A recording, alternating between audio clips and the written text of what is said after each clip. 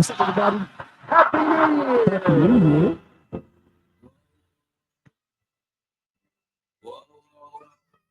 We here, 2025. IDK Sports Pod. We hot enough for the When the hate don't work, they start telling lies.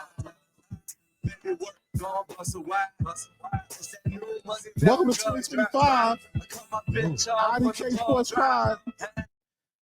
Man, I had to cut that off, man. You know what I'm saying? Happy New Year to everybody. Lock in. IDK Sports Podcast, your premier spot to catch sports from the average guys. Deserve. Right here, you got my man Kenny with me. What's happening? My name is Anthony, and we here, man. 2025, man. You know what I'm saying? Made it. You know what I'm saying? Made another year, man. Hope everybody had a happy New Year, a good Christmas. The pod is back. We got a lot to talk about, a lot to recap. You know what I'm saying? Man, just what I'm saying. Missed y'all, man. I missed speaking with y'all, sharing some takes. Some things died, some things still live on in glory. But we back. We back to lock in and talk all about it. Yeah, we back, man. Don't forget, man, every Monday, 5 p.m. on all podcast platforms and right here on YouTube. Hit the subscribe button, hit the like button, and share button, and let some people know that this is your premier sports podcast, talking sports with the average guys. Another thing, man, look at us, man. Thursday. Every Thursday, man, we got a live show. Starts at 9:30 right here on the YouTube channel. You can come in. We drop the link in the chat. Come chat with us. Come talk with us. We talking sports right then and there. Sports topics, pop culture topics, whatever y'all want to talk about. Come into the chat. Let us know. We'd like to hear from y'all, hear from the people that have been rocking with us this whole time. Sure. So don't forget, Thursday, 9:30, every Thursday. Pull up on me. Every Thursday at 9:30, man. We putting out a live show at 9:30 on there for about an hour. You come chat with me and my dog Kenny. Yeah. Every Thursday, 9:30, right here on the YouTube channel. So now that we got that out the way, man. What's up? Now that we're back, a lot of things happen. Let's start with the big one, the college football playoffs. Oh, we live and rocking. You know what I'm saying? So full swing. Excuse me. Swing, brother. How you feel about it? I think it's I know we talk off camera, excuse me, but I'm actually enjoying it. Now, I would prefer a more set schedule, but I know that's, we just nitpicking at that point. But that would be my only knock that I've seen so far. But I like the idea of, battling out playoff, high intense football. Teams have to kick it up a notch. Some teams are who we thought they were. And some teams hey, they put up a fight. But I like the whole culture of it. I'm with it. I can do it out the first week. I could deal with it like the second week. Okay. At the Bowls. I could do it out the first week. Is that because of the teams we mentioning, or no? It just I do that. I don't think like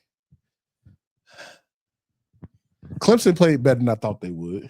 Okay. SMU got dog walk, and I don't like the seeding. I think what's messing it up for me is the seeding. If you're gonna have the best 12, this seed the best 12 1 through, because there's no reason, like even though Oregon got dog walk, they shouldn't have to play Ohio State again. Ohio State had that slip up to Michigan, yes, but they are looking like the most dominant team. Like they are one of the more talented teams in college football, probably the best, and showing they're probably the best team in the Big Ten. But now, because of the way the seeding worked out and all that stuff, now you got Notre Dame and Penn State on one side, and Texas and Ohio State, where that should have been flip flop. Understood. Like right now, like I'm not even trying to dog Penn State. I'm not gonna dog Penn State and Notre Dame no more, because a black head coach will be in the college football championship for the first time. Understood. But that Notre Dame, that Texas Ohio State game feels like the national championship. Ooh, yeah, it does have that feel. It does have that feel. So maybe and it's at the Cotton Bowl in Jerry World. Yeah. Ohio State been whooping ass. Yeah. And Texas plays down the competition. I think Texas could have killed Arizona State too. And I think they played down the competition. Arizona in the momentum shift, and Texas could never grab that momentum back. Right. I think Notre Dame has a really good offensive line. They're playing real physical right now. They played around with Boise a little too much for my liking. Running the ball. I don't know why coaches, when you got a more physically demanding team, run the ball. You know what I'm saying? I think take the ball out of Drew Allard hands. Yeah. He's no, hey, you want to get to that now? You want to do that now? No, I'll wait a little bit. Okay. But Drew Allard, I would take it out of the hand. That offensive line, that running back are in the tandem. Yeah. But now you're going against a Notre Dame, who I always said does have a good defense. Defense is really good. Defensive line is really good. I think the offense sucks. Yeah. Yeah.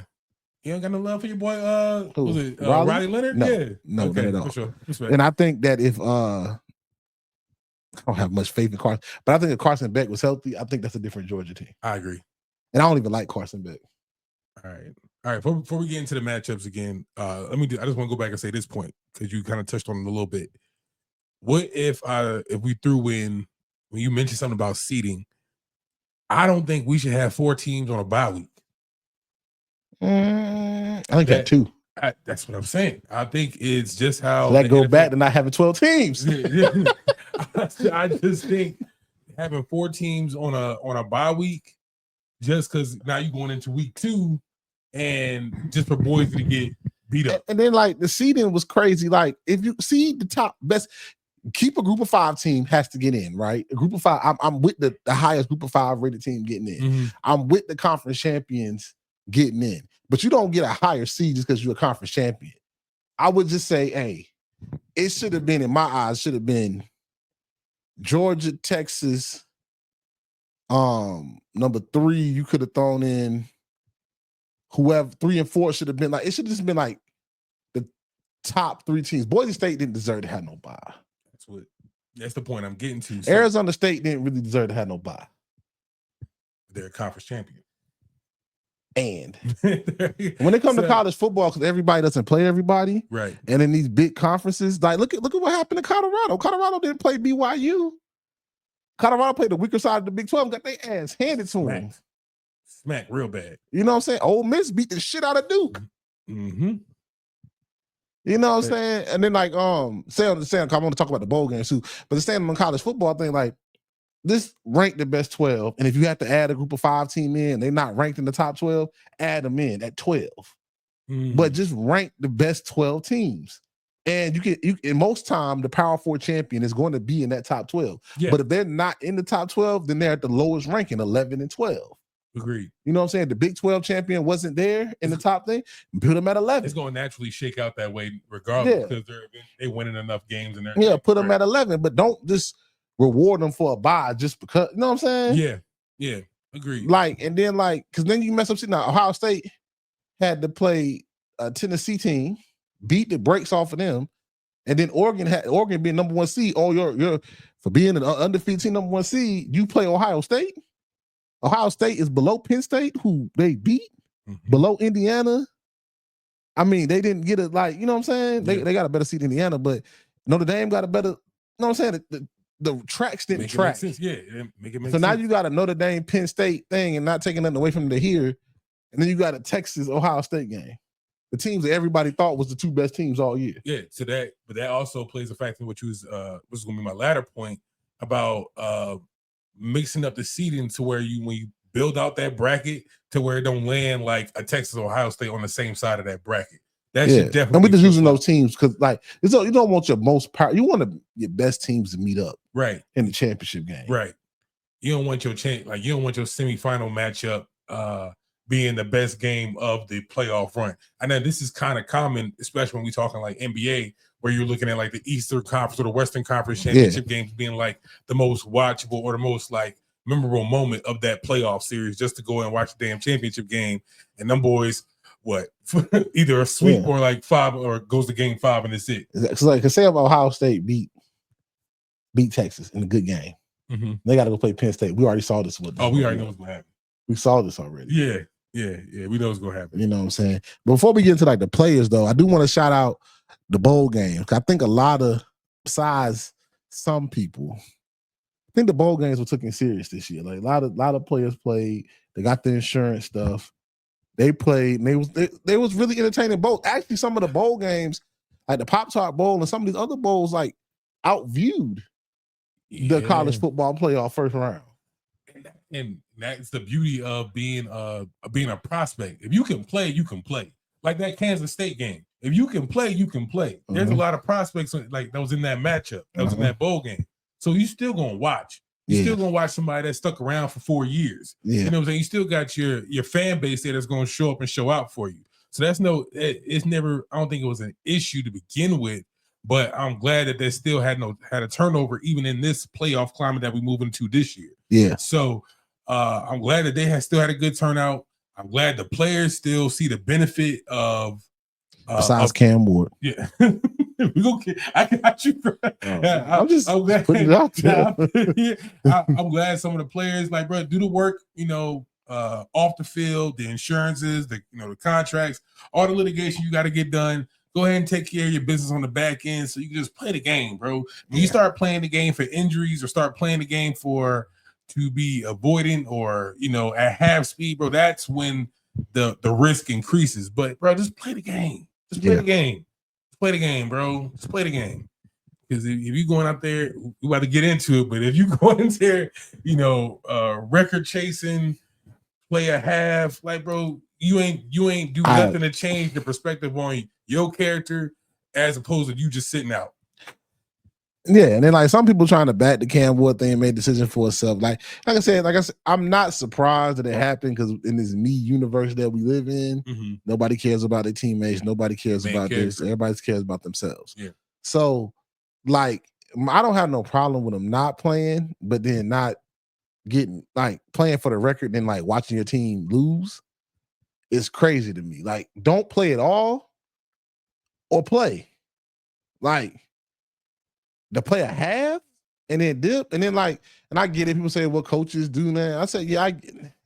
It's me universe. We get the coaches too, all of it. But it's just like, it's not going to affect his draft stock. Right. Pros are not going to care that he didn't play the second half. They're not going to care. But it's just like, wow. Like you really sat there and just watched your teammates struggle and lose. And you took the thing about it that makes me like when you play a half, you took practice reps from the backup. That could have been like you was taking reps on bowl prep weeks. You was taking reps to play a half. And the coaches about gotta let a joker play a half because if you don't let him play, he doesn't get a record. That gets out. Now other recruits are not going to want to come. Right. But don't play at all. Let the backup get his reps in, and then go from there. Like, don't take away reps just so you can get a record. And then once you hit the record, I'm sitting out, clapping hands, being a cheerleader. Now it's weird to me. It's goofy to me, but you know what I'm saying. I don't see the benefit in it. Y'all can say money, this, money that. The money was gonna get made regardless. The money was gonna get made. He's gonna be a top 5 pick regardless. The money was gonna be there, but hey, teach his own. You got paid a lot of money to play in college too, so. Right, and I'm gonna give you a second point. I'm gonna piggyback off that too because I wasn't in favor of that decision either. So my second point to that would be, yeah, you improved your draft stock, but only like in a small increment. The book been out on you. We know who you are. Aside from any like act of God or injury or anything of that nature, you would have been good to go. But what about the draft stock of other players on that offense? That Miami team still got what? Xavier Restrepo, Elijah Arroyo. These are all guys that plan on playing at the next level. Let's say they didn't have a moment in that first half and they could have popped off in the second half had you played in the second part of that game. But instead they're, trying to regain or trying to build some momentum or regain some type of rhythm on offense with this backup that's trying to find his sea legs in a very close game when they was coming out of half. So it's like, bro, you hurting. Yeah, you got your bread, but what about us? Exactly. Your bread been made. But nobody cares about Team Kenny. But I'm saying, bro, it's like, all right. They all hired mercenaries now. You can't say you're doing it for your dogs, but you know what I'm saying? Like, hey, bro, we still out here trying to get this chicken too. We trying to make a play too. Like you just made possibly a memorable moment. We don't know what kind of game that would have boiled down to had you played both halves. You know what I'm saying? Who knows what type of memorable play we would have left in a scout's mind or in a general manager's mind had you been on the field and we would have made some, I don't know, one-handed back of the end zone, toe tap, whatever figurative play you want to put in there. But you robbed us of that moment because you got yours. That's what college football is, folks. Now, you know what I'm saying, with NIL and transfer portal, there's a bunch of hired mercenaries. It's the coach's fault just as much as the players' fault, NCAA fault. So you know what I'm saying? I ain't gonna put it all on the players, but back to the college football playoffs. Your boy, man, the boy that you high on, Drew Allard, bro. I ain't seeing it. Here's what I see. Here's what I see, because I'm pretty certain that he's coming back for another year. Yeah, he's coming back. So you look at the QB crop that's coming out this year: Shador, Cam, Carson. I think Quinn Ewers is still on the fence. It's like, all right, bet. I probably won't go QB1 this year. But from what I see this year, I got a guy that's 6'5", 240.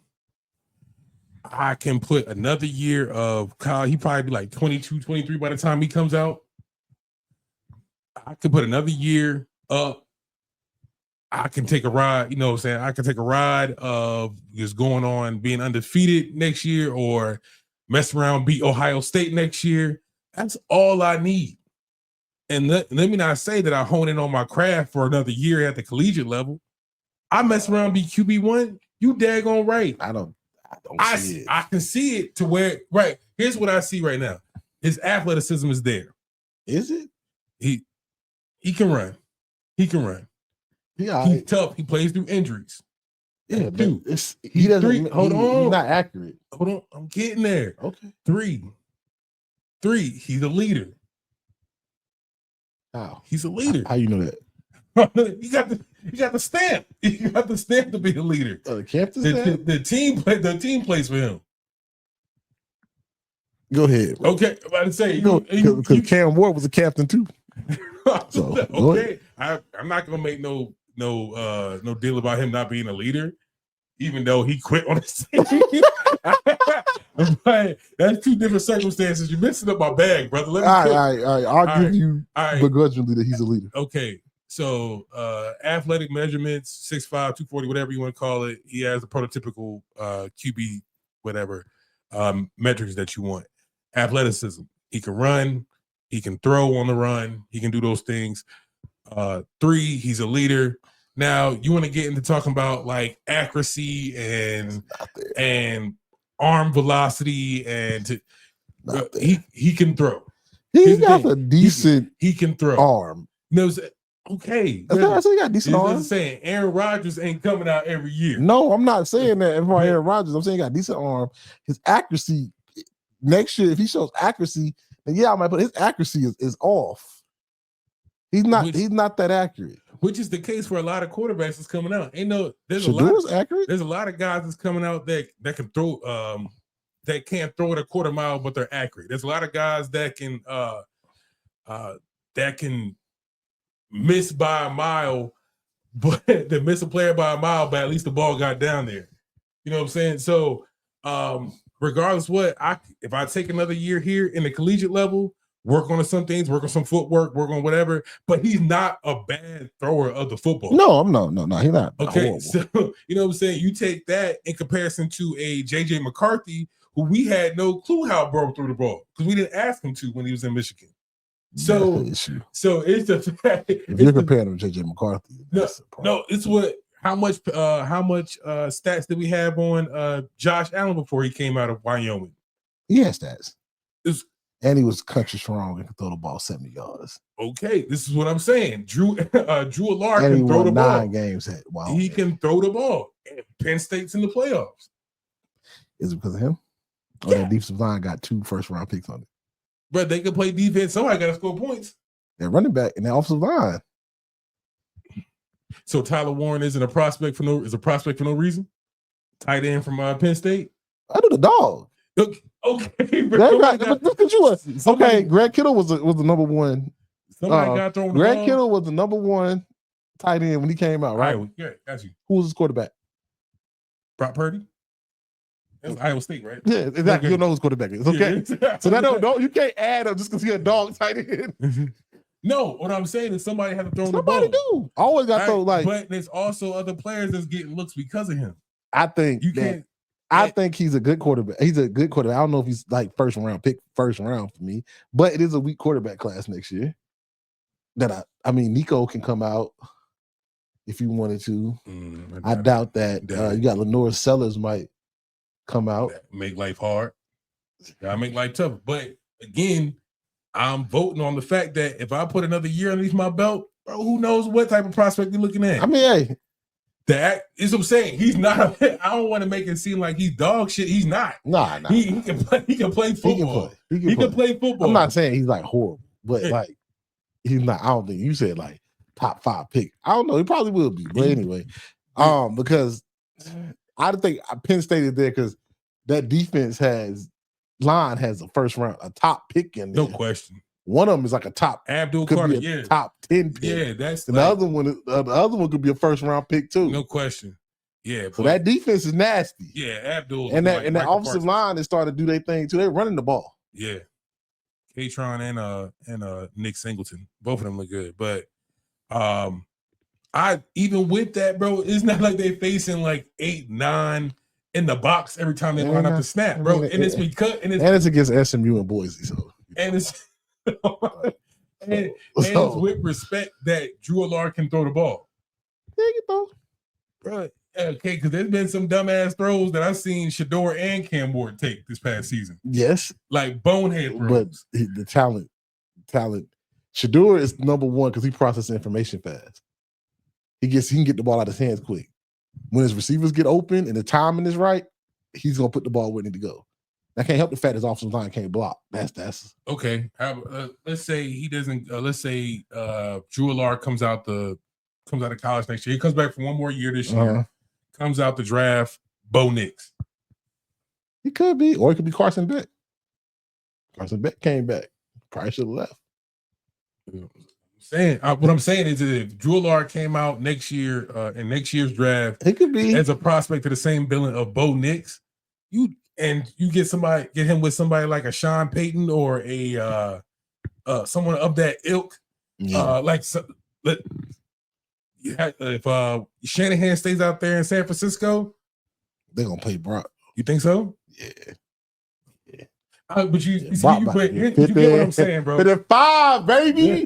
Brock about to get 50. But you get what I'm saying is like if you get Drew Allard with that build, you know what I'm saying, with somebody that that's an offensive whiz, things can happen. You can win some games. You can win some games. I mean, Josh Allen didn't have he didn't set the world on fire his first year, but that second year league, he threw picks. That second year, and you see him now, he in an MVP race with Lamar Jackson. So, they can't look at him what he is now. But I think it's a good idea to go back to school this year, or for next year, excuse me. Come out the draft where you have at least a shot to be QB1, since you ain't doing shit with Cam or Shador, but you have a shot at being QB1 next year. You know what I'm saying? Tighten up your game a little bit. And bro, let's ride. That's a headphone. That's a good question. Don't he need to be winning games? Detroit legend, bro. And he a coach? Where? For the Trailblazers? I don't know. I'm watching. I'm a black-owned business, brother. Anyway, speaking of, Josh Allen MVP race, the NFL weekend is ending as of right now. We're sitting here watching the Detroit-Minnesota game. Mm-hmm. So by the time this airs, the NFL season will be wrapped up. I think the NFL season started off slow, but ended with a bang. I think from week 6, 7 on, games after game after game, AFC North and NFC North, salute. Y'all are the two best divisions this year. Hands down. No question. Hands down. NFC North. Like, you got a game right here where a team with 14 wins could be a 5th seed. What are we talking? And then the Packers got 10 or 11. I saw this stat earlier today. You got 15 teams in the NFL this season alone that had 10 plus that had 10 wins or more for the season. 10 wins or more. So just doing a quick math, at least what was that? About 1 or 2 of them teams didn't make the playoffs. So it's a different brand of football being played, bro. And it's competitive. So let's talk about the eliminated teams, right?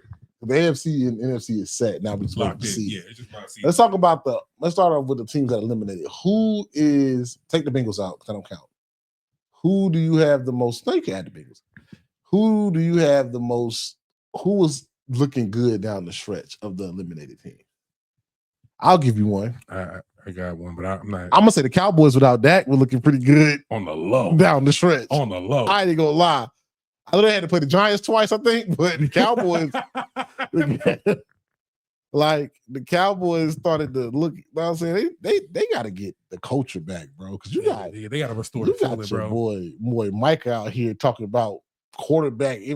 Why is he saying this stuff during the season? They really got to give it a rest during the year, bro. But everybody's having like that dual. And we're back. I mean, yeah. So had to take a little break. You know what I'm saying? I do this at my house. So and my family, man. So we want to talk about teams that said the Cowboys, a team that like I saw kind of ascending. Now it is an NFC East. Conference is kind of weak. You had to put the Giants. I think the Commanders today didn't really care about winning that game. That was NFC East week. Go ahead, bro. NFC East is weak. Okay, without Dak, go ahead. NFC East is weak. With Dak, we having a different conversation. They were losing with Dak. What are you talking about? I'm saying, he went out like what, week 4, week 3, and they was losing then. They was gonna get better. They wouldn't have finished. Right, it's okay. I know you were Eagles. The NFC South was weak too. All right, touche. The NFC East and South were weak this year. Touche. But that's what we got no damn NFC West. If the NFC West was all right, we ain't no NFC West. NFC West had the Seahawks had 8 wins too. And who was the leader in the Rams in the division? How many wins they had? 10. The Rams had 10. Okay, let's say this. So let me take back. I'm gonna use a Dak point. If the Cowboys was halfway brother, do you think Washington wins 11 games, or the division was so weak that Washington won 11 games? And you do know how the NFL makes parity, right? Because I don't know if a lot of people know this, so I might put some of y'all on game. The higher you pick in the draft, the weaker your schedule is. Yeah. So right, that's understood. So I don't see if Dak and them was all right. I don't think the Commanders win 11 games. If Dak was healthy, you don't see the Commanders winning 11 games or 12 games. I think that Commanders might still get in with maybe 9. And y'all black NFC West. It was a weak year this year. The Giants was ass.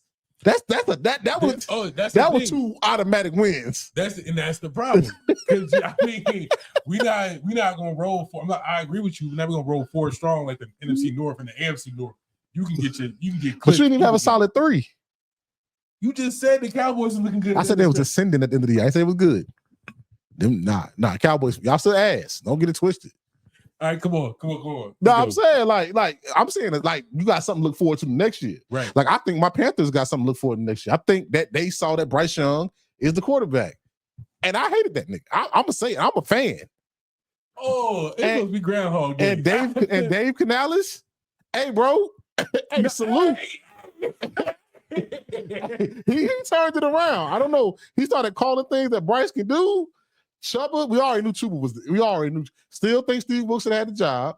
I do think our defense is ass. I think Xavier Leggett know how to catch a damn football. Xavier Leggett stopped with it. Hey, I love you, brother. I love your accent. Cool. That's my man. You know, you right down the street from where my pops grew up. Hey, I know the Carolinas love you. Hey, bro, your big body self can catch the ball, bro. You are there to make the physical catches. Agreed. He is there to make contested catches.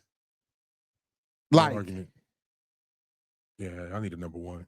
He's there to make the contested catches. Even if we get a number 1, he's still there for the 3rd and 5 slant. Mm-hmm. But I do think I think we need some defense. I think Shaq, and remember, now you got to also remember Shaq was hurt. What's our end? Our other end that messed up his foot. We had defensive end, our good defensive end. I can't think of his name. He's been out so long. We had a lot of key players hurt out for the season. Right. I don't know if they're going to resign Shaq. They might not. I know Shaq contract is up. They might resign. But defense get better. NFC South is all right there. You know what I'm saying? Another team that I got, and I'm going to let you go, that didn't make the playoffs. I love where Atlanta's at. Y'all hated Atlanta, and I told y'all that was smart. I think we both said it was smart. They got their quarterback, and some of y'all are about to be pissed.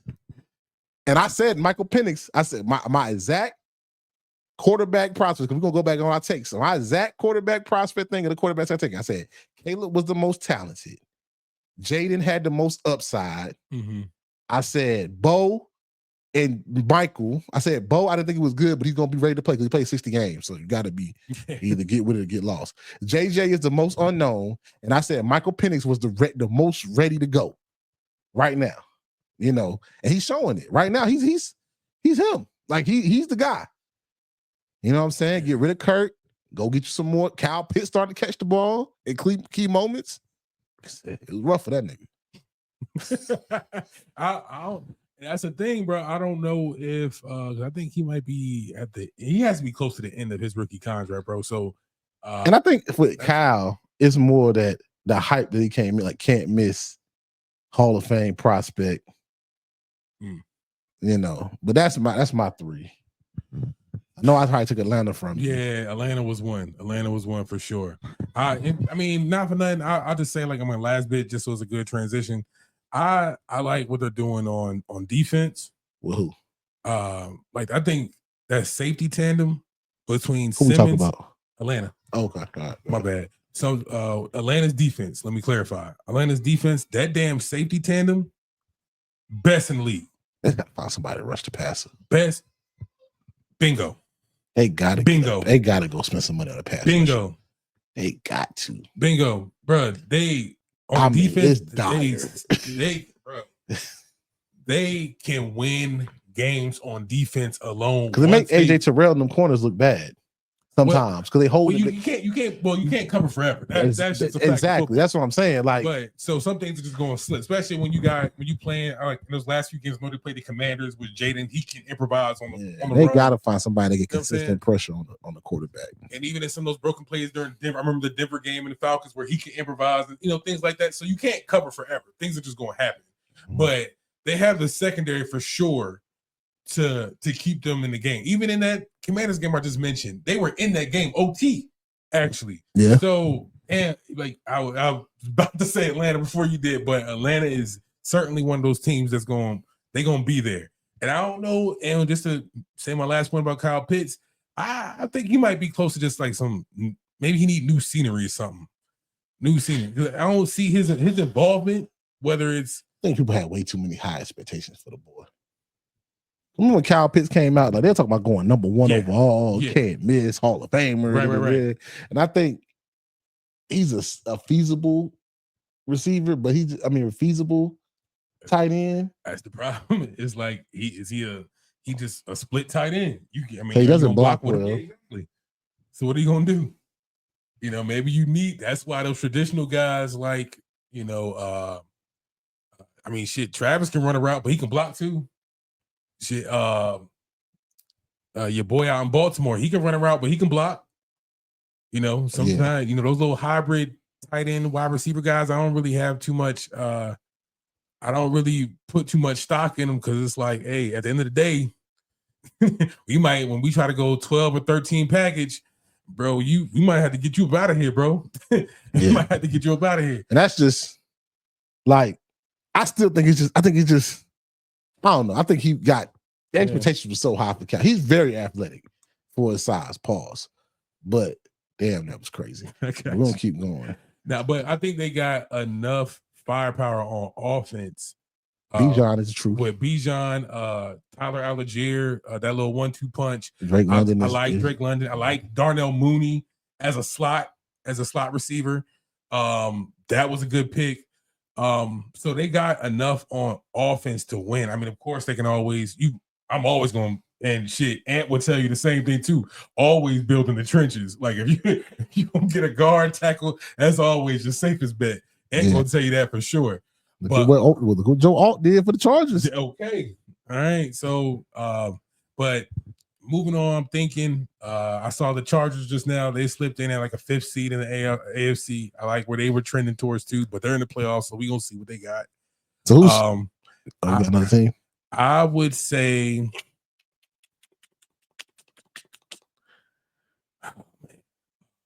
that damn that AFC East weak as hell, boy. That AFC East is weak as hell. But you got the Jets, ain't that good? The Jets ain't good. Miami had a lot of injuries, though. A lot of injuries. Bills just they dominated. They just ran with it. New England, yeah. You know what's gonna happen there. But I would say probably and they're a young team. I like what Sean McVay's doing. Damn, they in the playoffs too. I would probably say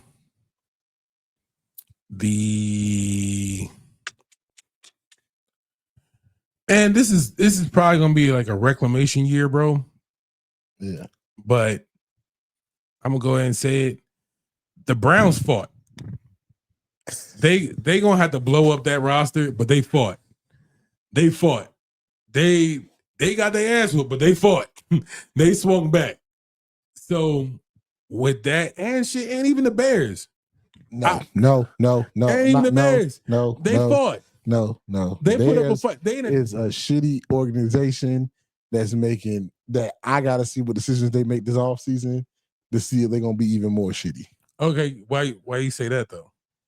Because I feel more confident about that Bears about saying the Bears than I do the Browns. I feel more confident about the Browns with their coach and them finding the quarterback. The Bears fired the coach, which they knew they was gonna fire anyway. Mm-hmm. So now you got to hire yet another coach and another coaching staff with a rookie that you just drafted when you could have had all this already set in motion. Justin Fields. Not even with Justin Fields. With Caleb, you just fire Matt Eberflus. You knew you was gonna do it anyway. It was no way that man was gonna win, have a winning season or even decent season. You should have fired him anyway. Hire the coach that you want, hire offensive coach, and then you could have been already had this set in motion. So now Caleb would have been going the second year, same system. Now you're gonna have a new coach, all new system for a young quarterback. Yeah, there's a lot of changes. I still think I can't recall their season off the back of my hand, but I know they showed up to the stadium like each Sunday in, Sunday out. They showed up and they played, and even in this last game, whether it's the Packers or with the Vikings, bro, they showed up and played. And I think Caleb, again, that's gonna take time, development. I didn't think he was the all out soul, quarterback that number one overall pick told y'all he was gonna be. I didn't think he was gonna step in and be a savior. I think whatever that connection was that he lost with, I don't know, DJ Moore or the rest of those guys that he had there, Keenan Allen. I'm forgetting my guy, Rome Odunze. Thank you. That was out there. Some things just don't happen just because you put it on paper.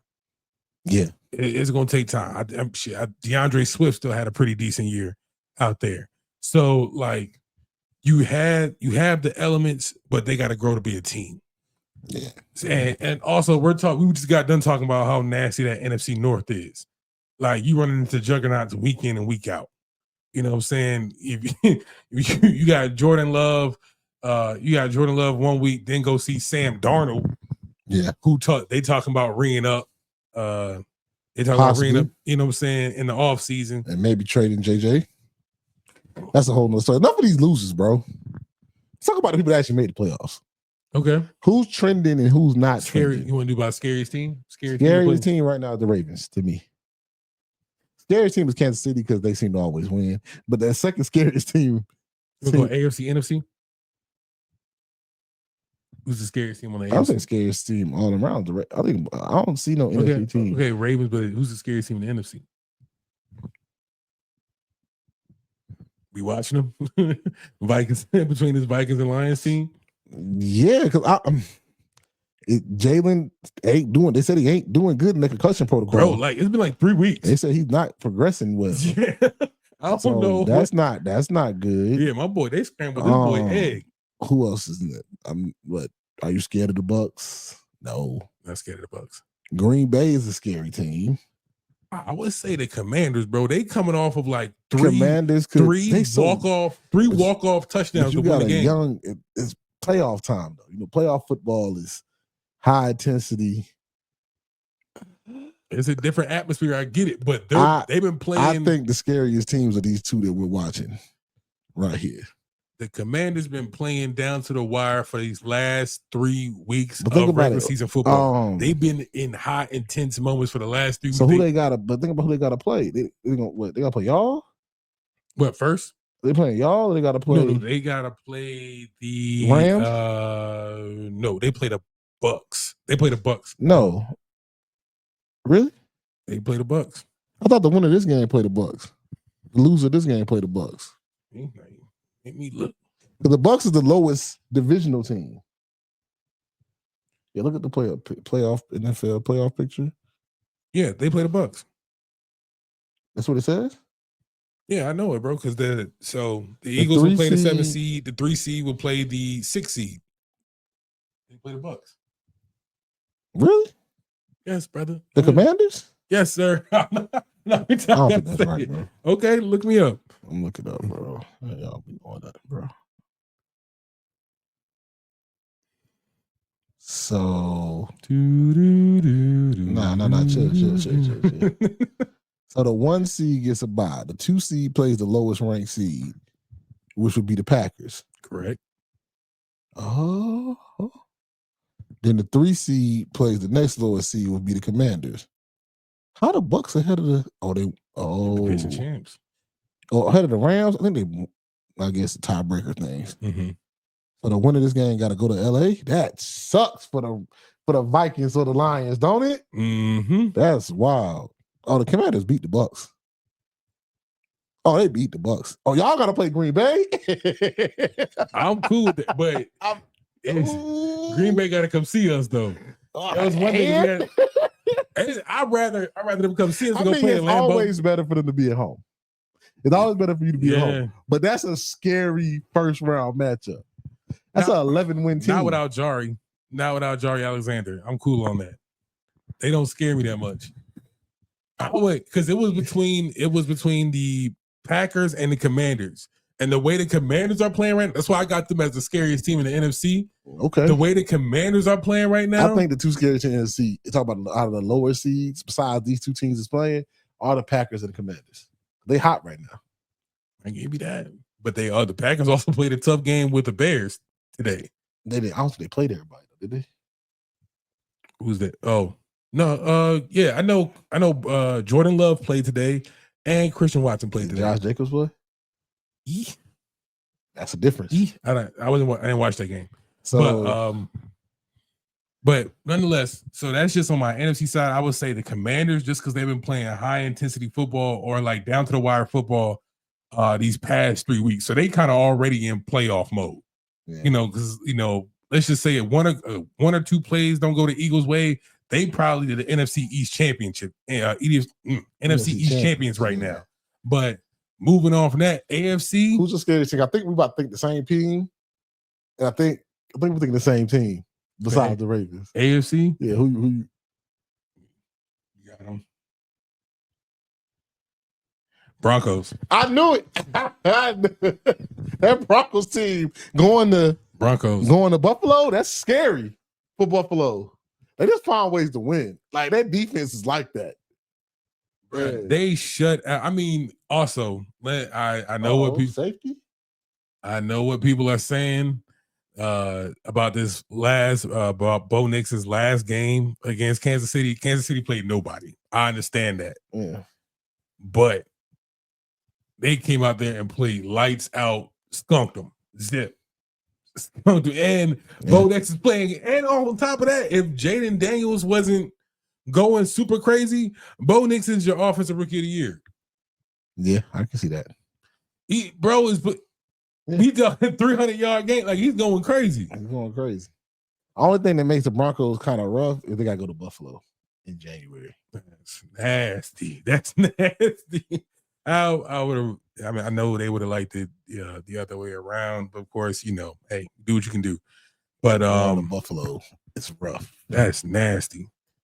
But I am out. In any other circumstances, the Broncos are the scary. Even in then, I still don't discount it to be like a damn blowout. I don't think they kicking the Broncos off the sticks in the first half.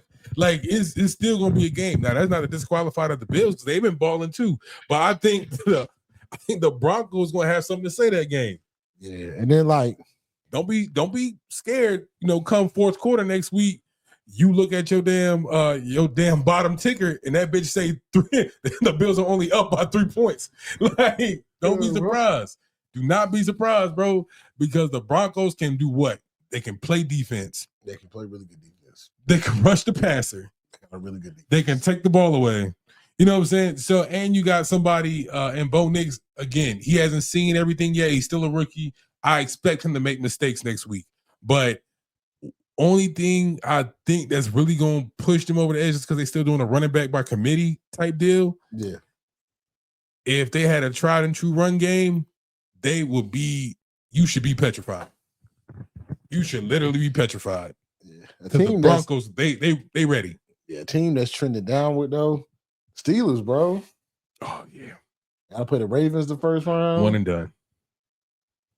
It ain't looking the same. One and done. I think they got to figure out they got to figure out how to run the ball consistently, and who they gonna use it running back. Because like the stretch plays for Najee is not really his thing. Like they need to. I don't know why they don't run more downhill with him. So when Najee rushes for like 80+ yards, they win. Mm-hmm. But if you're gonna do the stretch plays, why not run Jalen Warren more? Like, I'm kind of confused on what they're trying to do with that. George Pickens had a horrible game. Horrible game. And you going up against Lamar and the Ravens, but they got their mojo back. You know what I'm saying? Lamar's making it look easy. Playoff time, Yeah, Lamar out there playing the game on. I think this. He out there playing the game on freshman right now. Like, yeah, I think the Steelers is gonna be rough. Haven't won a playoff game since 2016. One and done. I think so too. I think the Ravens is one of the hottest teams. I think Lamar and Mark Andrews done got it going. Derrick Henry, like I said at the beginning of the season, changed that team. I just don't like the way the Steelers look right now. I don't think they have a real identity on offense, and the defense kind of got turned around a little bit last night against the Bengals. Mm-hmm. Kind of slowed the Bengals up, but it was rough. If just on the opposite side of the coin, just NFC, somebody that's trending downward, I don't like the outlook. I think being at the winner of this Lions and Vikings game, you automatically go to a 5th seed. And you're not, of course, just because you're not the division champ, you're going to be on the road that first game. That doesn't look good for you. Because we're talking about 2 dome teams, Vikings and Lions. They're both playing the dome, and you possibly go on the road and playing one of those teams. One of those teams are going to be playing outside in the winter. Playing the Bucks. The Bucks playing the Commanders, bro. Oh, they'll be playing the Rams, right inside. Is it SoFi? Yeah. That's right. Okay, so damn. I don't think any of these teams has a problem. They could. I need Justin Jefferson. I'm trying to win this fantasy, and Justin Jefferson that boy sweating bullets. Boy, run the ball with Aaron Jones. But have more faith in Detroit than I do Minnesota. At what point do the injury? I know the Lions are starting to get healthy again, but at what point do that injury bug that plagued them early start to catch up? Because even though you're starting to get healthy, that doesn't mean you're 100%. You're probably still playing the game 80 or 70, 80, 90% healthy. At what point, and that's on top of the rust you probably had just from taking off like part of the season. At what point does that catch up to you? Because I can see a place where the Vikings are trending upward. They're just, they've been winning games. Right now they're, 14. They already got 14 wins on the year. So let's say the Lions go to that 5th seed. At what point do those injuries to David Montgomery, Aiden Hutchinson, where those start to catch up to you? I would think Lions need to win this game because they need that bye. They need to buy more than the Vikings. Need to get a little healthy. They got time to get a little healthier. David Montgomery has a chance to come back. You know, they need that bye. They need that bye. So gonna be exciting though. Playoffs gonna be exciting. I think while we talking not for nothing, yeah, you mentioned it earlier. If Jalen don't come back, that's shit. I'm talking about one and done. The Eagles might literally be one and done. Yeah, Kenny Pickett. Ain't gonna get it. Okay, how many yards that dog ain't gonna hunt? For? Yeah, that dog ain't gonna hunt. It's gonna be exciting, man. Tune in, man. It's gonna be exciting. This football, they trying to get this ball to Justin bad. He can't catch it. He was open, bro. Sam cannot catch him, boy. Moving right on, man. Let's get into some what's that NFL? There's some coaching stuff, bro. Some coaching hot seats, man. If you haven't heard, Gerard Mayo fired after one season, man. I don't understand what else they want the man to do. That was a bad shake. Like, bro caught a bad shake. Not the Eagles. The Patriots cupboard was empty. It wasn't nothing there. Bro caught a bad shake. It was a bad deal. And we said this going into this season. It was like, hey, if they're giving Gerard Mayo not only just this season to fix everything, and you actually give him time to establish a culture, you know what I'm saying? Check the tapes, check our pods, go back. Because I know me and Ant both said this. If you actually gave him time to really establish something, I don't know. Yeah, I think it's all a ploy because Mike Vrabel's out there. They want to put an offer in for Mike Vrabel to bring him back to New England. But you fired another linebacker that was part of the culture. I don't get it. I don't know what they expected the man to do. I think it was a bad shake. What the hell Mike Vrabel gonna do that Gerard Mayo didn't do? I'll get more time. I don't know why they fired Gerard Mayo after one season. They said the team wasn't good. It wasn't good. You ain't had no weapons to fight with to begin with. Yeah, you had nothing to fight with. It wasn't a good fit. You know what I'm saying? Whoever GM front office is making that decision, they need to fire the damn GM too. Yeah, and you got a chance to get the number one pick. Like, bro, give me that. Like, give me that chance. You just, I don't get it. Let me build the framework first. Crazy. Let's talk about some other coach. I see her. Antonio Pierce is on the hot seat. You think his job is safe? I think he was a placeholder. I don't never think they meant to go long term with Antonio Pierce. Right. Nah, he might be out of here. It ain't his fault. Josh McDaniels did the same thing he did in Denver. Wrecked the franchise. Made the quarterback mad. Made the star player mad. Made him the villain. Yeah, like Josh McDaniels wrecked that franchise. I don't think they bring him back. Who else on the hot seat? You think the Browns coach make it past this year? Stefanik? Whatever his name is. It's Kevin Stefanski. Stefanski, yeah. But yeah, I think he makes it.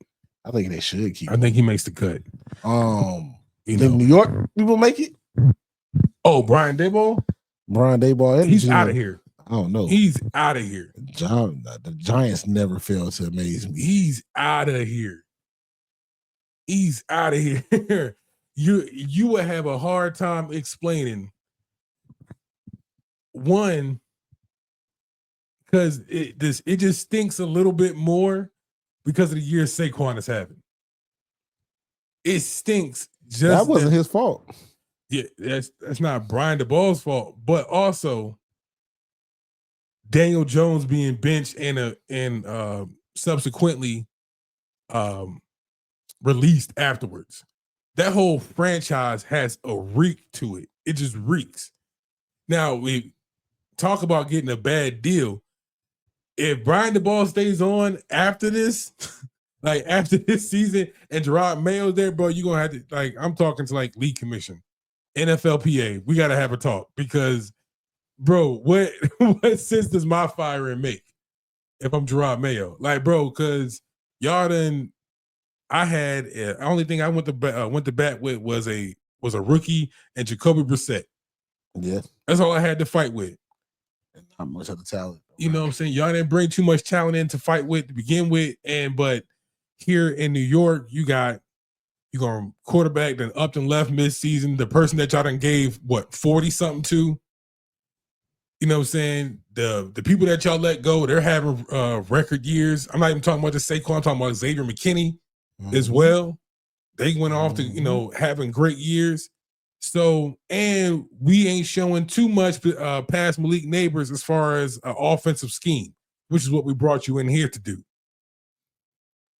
So, you explain it to me. What perspectives can you give in the offseason that tell you that you're going to turn this ship around?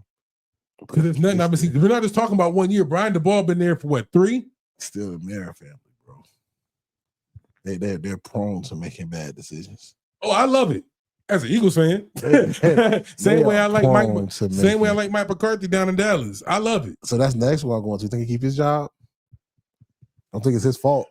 It's not the Jerry. It's not his fault, but his contract's up too. Yeah, either they give him another contract. I think they don't give him another contract. No, I think they was going to do it. They would have gave him one. I just think that team wasn't built for him to win. That team is not that good. Decent talent. They didn't go get no running back. They totally devalued running backs and didn't get a running back. Had no run game, so he couldn't run the football. Mm-hmm. Run defense still soft as tissue. I don't know what they wanted the man to do. I mean, I think him winning 8 games was actually pretty impressive. Yeah. With that lineup. Who else? I think the Doug Peterson era is over. It's done. In Jacksonville. Trevor didn't get no better. Yeah, we got to have a conversation about Trevor Lawrence. Is he a bust? Yeah.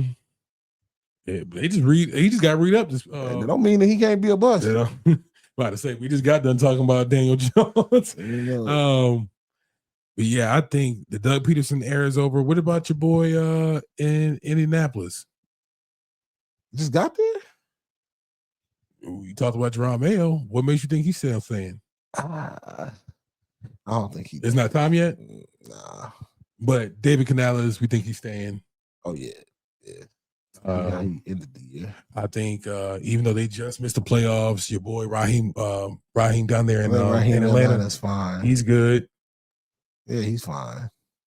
Your boy in Seattle, he just signed him. He's fine. They're good. I think everybody else is fine. I think it's only about maybe 5 or 6 of them. You never know. It's always one surprise. It's always a surprise.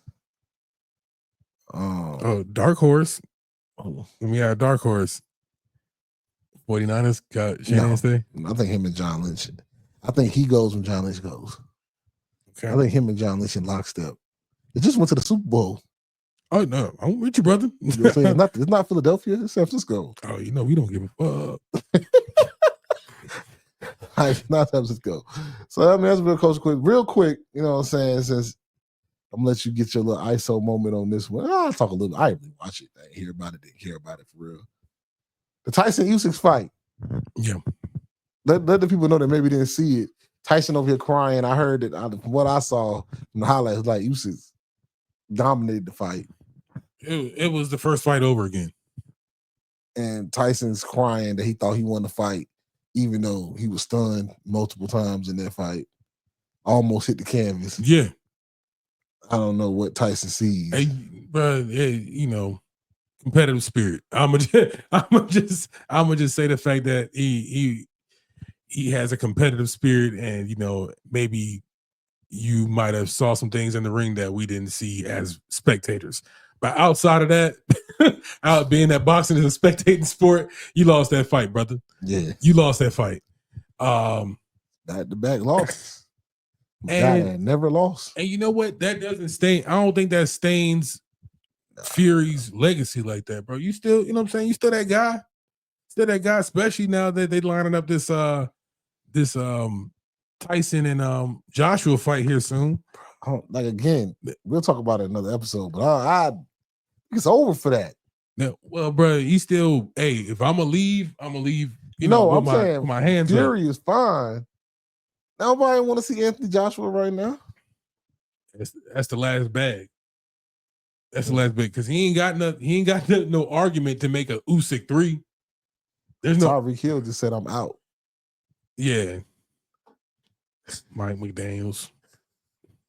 I don't know what to tell you, brother. I don't know what to tell you. Where the hell he about to go? I don't know what Tyreek be saying. Tyreek got. Yeah, he emotional, bro. He emotional right now. AB in him. Yeah, he emotional right now. He might. I don't know. He might go to. Back to the fight. I might go to Houston or some shit next year. I mean, I didn't watch the fight. You know what I'm saying? I think that I still think Tyson lost from what I saw when I rewatched the highlights and stuff. I do want to get into another topic about boxing later on in the episode because I think they're starting to hemorrhage themselves to the point where it's starting to become uninteresting to even the purest of boxing fans because of the bull crap that we've been talking about. Yeah. But I don't think it put a stain on Tyson. Tyson's a legend. Tyson's a Hall of Famer. No question. I think Usyk's just it's just a better it's matchup, better even though he's a smaller fighter, he knows how to work his way inside. He's yo. That was crazy. But he's shorter, so he knows how to get through the jab. Hey, yo, go ahead, bro. Hey, yo, I'm messing with you, bro. I get what you're saying. Here's one thing I can tell you as somebody that watched the fight. One thing that's very taboo that I heard Tyson say post in the post conference. One thing that fighters got to get away from is talking about pace, who controlled the fight. Because that's such a flimsy leg to stand on. Because that's even when you go back to a fight like Bivol and Benavidez earlier last year. Now, I had I said Bivol and Benavidez, Bivol and Better Beeve, excuse me. I had Bivol controlling that fight, but Better Beeve won that fight. Because controlling the fight come from the Floyd days, but if you can control the fight, you got to be dominant while controlling the fight. You can't y'all cats don't be scoring. Right, but it's the way one boxer may feel how the pace of the fight is going, or you feel like, well, he didn't hurt me, or I still feel fresh, or I can still go a couple rounds. Just because you still feel fresh and you didn't take no significant damage doesn't mean we didn't see you get punched in the face, or we didn't see you get you didn't move when that jab was coming, or you he put, you know what I'm saying, or those body shots still scored on the stat sheet. So you still feel fresh, you still feel like you made more points than he did, but maybe our eyes didn't see it, or it didn't, that's not a stat that we counted during that round. So you got to get away from that type of conversation. Now, just going off the smell test, like I said, I'm gonna stand on it. Usyk won both fights clearly, and the damage was shown. The proof is right there in the pudding. Whether he was stunned in his second fight or he actually touched ground in the first fight. So you can't just say, oh, it was pace. I feel like I put on a better performance. Yeah, just because your ass wasn't on the floor. So, keep it a buck, Fury. You didn't get the benefit of the judges like you did the first Wilder fight. I still think the first Wilder fight shouldn't have been a draw. I don't know how you get put on the canvas and lose and get a draw just because you got up. Yeah, I don't get that. I didn't. Nothing after he got up showed that he dominated the fight enough to get a draw with the Wilder fight. I know people don't agree with that. That was always been my take. He got put on the canvas. Was literally out twice that fight. Yeah, got put down. Wilder put him down later in the rounds, and he didn't do enough to fight his way back to a draw. But that's all goes into judging in boxing too. Yeah. So, it's not a perfect science, but but that Usyk fight, that was open and shut. That was open and shut. I thought the first one was open and shut. Agreed. Agreed. It was just a matter of when, and it was a matter of when this fight as well. Like you said, once he started putting his punches together, and some of those punches starting to get home, the way Usyk can control control the ring, control the square, he controls the square when it comes down to walking. All those head feints, all that, that kind of ambidextrous style that Fury has, that didn't mean nothing. Yeah, it's still a chess match, but Usyk can control his side of the ring, and he did that. He did that. You can't control the pace of a fight if you're on your back foot. And that's where Fury was most of the fight. Totally. Hey, I agree, man. Hey, man, first episode back of 2025. You know what I'm saying? Rocking into another new year. Great episode, man. We talk college football, NFL, boxing, coaching. Got a little bit of everything. And told you we had a lot to talk about, a lot to recap. We ain't been gone for like 2 weeks. You know what I'm saying? Gave y'all a chance. Had to come back, bro. So don't forget, catch us every Monday, 5 p.m. right here on YouTube and all your podcast platforms, where you can hear sports takes from the average guys. And don't forget, every Thursday, live at 9:30, right here on this YouTube page. Turn your notifications on. Pull up on me. You see us go live. You can pull up on us. Tell us how you feel about our takes. We'll drop the link in the chat. Yeah. Come up. You don't have to have your camera on. Just come up, get your take off, debate with us, talk with us. You know what I'm saying? Kick it with us. You know, come have a good time every Thursday at 9:30. Take away your mind off stuff right before we go into the weekend. Yeah. Well, you hang out with me and my man Kenny right here on the YouTube page, man. But don't forget, subscribe, like, share the channel. You know what I'm saying? We dropping content at the content. Might have more content coming. Might have more shows coming. Turn up. You know what I'm saying? You know, might have more guests coming. Come on now. And the only way you can know is by hitting that subscribe button and turning your notifications on. So, man, until next time, what's up? I holla.